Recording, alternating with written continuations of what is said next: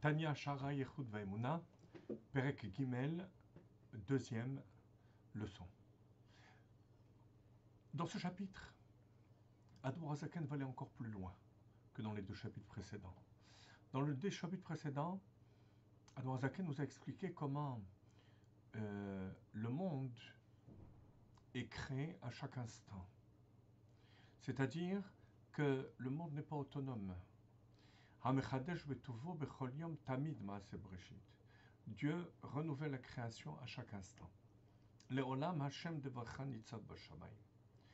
Dans le deuxième chapitre, il en a fait la démonstration intellectuelle. Dans le troisième chapitre, Admor Hazaken va aller plus loin, comme je vous disais, dans ce sens que on aurait pu imaginer les deux chapitres en disant qu'à chaque instant, le monde existe, yesh, et ensuite devient ayin, devient néant, il existe, et il devient néant, et ainsi de suite, à chaque instant. Pendant qu'il existe, il existe. Dans le troisième chapitre, Admor Hazaken nous dit que non, même pendant qu'il existe, il n'existe pas vraiment. Même lorsque les lettres Yehirakia, par exemple, animent les cieux, on a l'impression, la sensation au niveau de l'être humain, de voir les cieux exister, mais dans l'absolu, ils sont complètement englobés dans leur source. Et lorsque quelque chose est englobé dans sa source, il n'existe pas en tant qu'entité, quantité propre. Et on va donner un machal, un exemple, une parabole, à partir du rayon du soleil, tel qu'il est dans le soleil, et tel qu'il s'étend dans l'espace.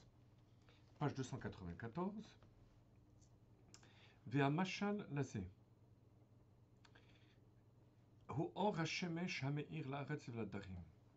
C'est la lumière du soleil qui éclaire la terre et ceux qui habitent. C'est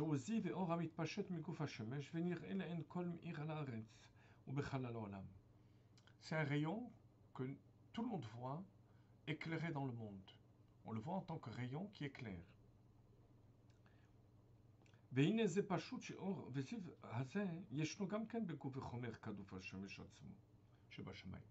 est évident que ce rayon existe aussi dans le disque solaire. Et, pardon, à plus forte raison,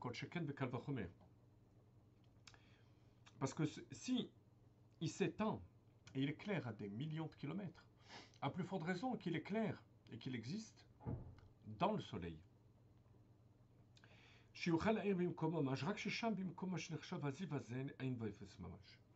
Mais la différence, c'est que là-bas, dans le disque solaire, il est considéré comme néant.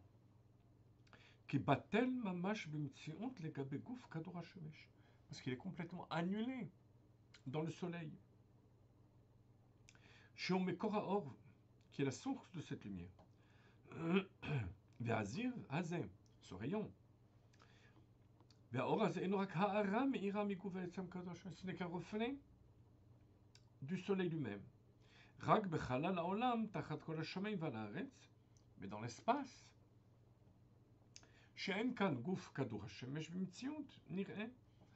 où le soleil n'est pas visible, alors le rayon existe. Ce qui n'est pas le cas lorsqu'il est dans sa source, là-bas, il s'appelle pas Yesh, mais Ayin.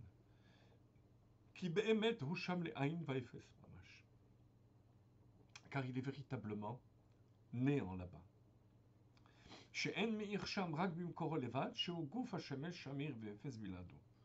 Et dans le soleil, il n'y a rien d'autre qui existe que le soleil. Alors vous voyez, chers amis, il en va de même pour toutes les créatures. Reprenons le ciel. Il n'existe pas tel qu'on le voit exister, comme une entité propre, même si elle est dépendante.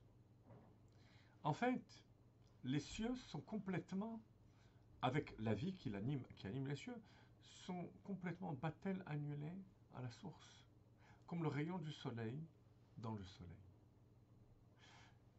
Vous voyez, il y a un exemple qu'on donne en Chassidut d'un maître qui explique, un maître, un Rav, qui tranche un litige entre deux personnes et qui dit que Reuven doit 1000 euros à Shimon.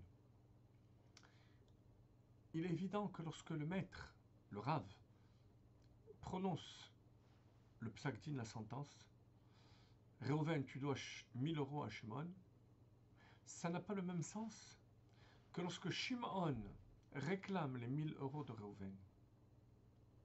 Lorsque Shimon réclame les 1000 euros, il s'agit d'argent. Même s'il a compris le mécanisme qui amène Reuven à lui payer cet argent, chez lui l'essentiel, c'est l'argent. La logique qui a amené à rendre redevable Reuven à Shimon, cette source qui est à l'origine de ce gain de cause, est voilée. Donc, l'argent ressort avec toute sa force matérielle. Par contre, le Dayan, lorsqu'il tranche, Reuven doit les 1000 euros à Shimon, pour lui, il n'y a pas de différence qu'ils les doivent ou qu'ils ne les doivent pas au niveau matériel. À son niveau, l'important, c'est que la Torah rend chayav de payer les 1000 euros. Donc vous voyez, à ce niveau-là, c'est la logique et le côté intellectuel qui priment. Les 1000 euros matériels ne sont pas ressentis comme 1000 euros matériels.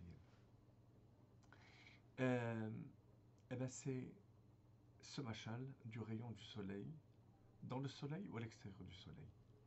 En fait, selon que la source soit dévoilée ou pas, l'élément qui découle de cette source est visible ou n'est pas visible.